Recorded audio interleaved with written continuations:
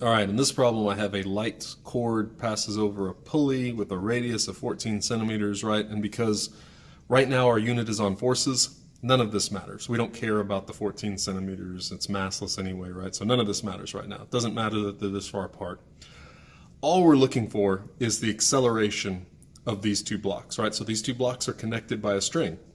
And anytime you have two things that are moving where they're connected, right, that's called an Atwood machine, right? I mean, technically, this little setup here is called an Atwood machine, but an Atwood machine could be something that looks like this. An Atwood machine could be a table with a block and another block hanging down, because when this block accelerates down, this block is also going to accelerate that way, right? Same concept.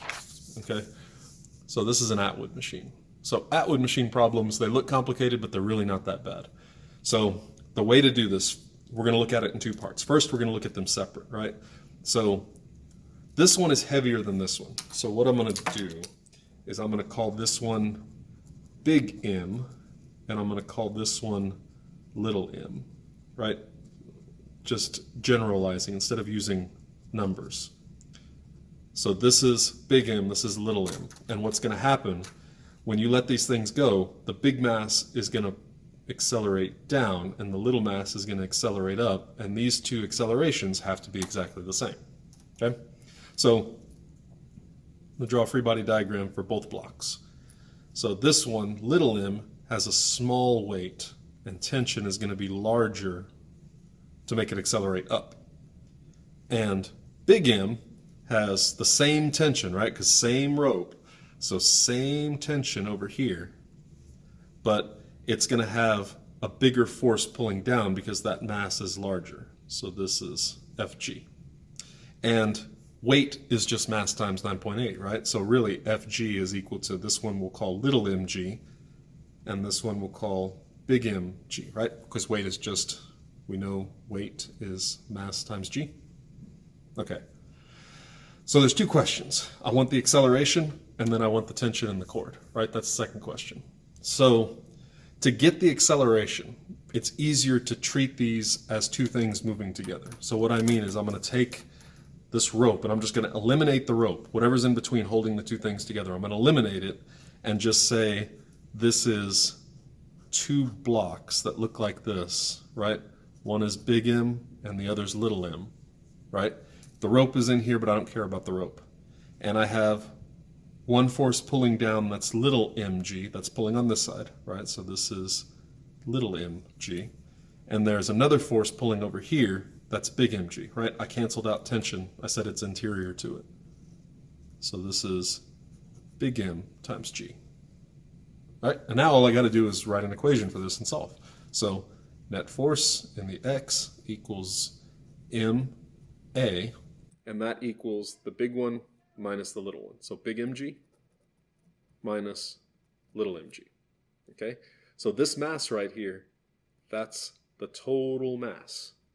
Okay, so I'm going to rewrite this as total mass. So big M plus little m times A equals mg minus mg.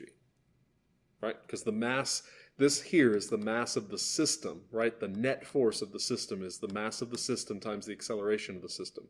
So the system has the same acceleration, and this mass here is the sum of the two masses, right? So it's big M plus little m, whatever those two numbers are, times A equals that. So if I want A, oh look, I'm done, right? A equals this over here. I'm going to divide the sum of the masses over. So it's mg minus little mg over the total mass, which is the big mass plus the little mass. And that'll give you your acceleration, right? Easy.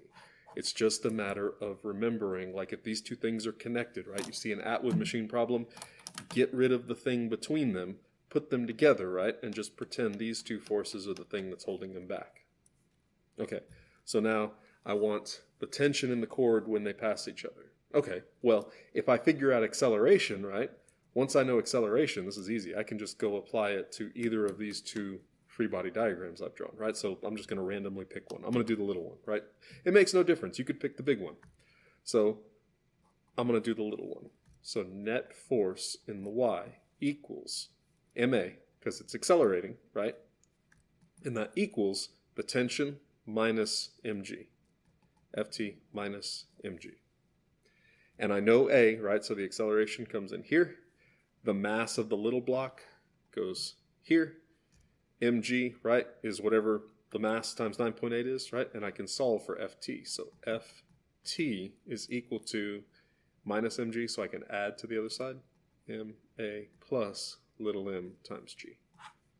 And that would give me my tension. And you could, I mean, if you wanted to, you could write an equation for here. It would say Ma equals big mg minus Ft. So, I mean, it would look different, but you'd get the same answer, right? Because both of these things are connected to the same rope, and that rope has to have the same tension. Okay?